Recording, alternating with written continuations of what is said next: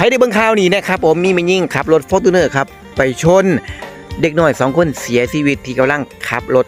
จักรยานยนต์ขอแสดงความเสียใจกับญาติผู้เสียชีวิตด้วยครับขับรถไปชนคน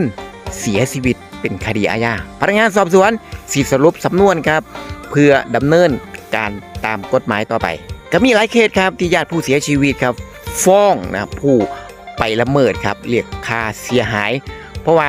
ผู้ถูกละเมิดครับอาจจะเป็นเสาหลักมีหน้าที่การงานขาดเสาหลักไปแล้วคนข้างหลังเขาจะอยู่จังใดมีการฟ้องร้องเป็นจำนวนเงินที่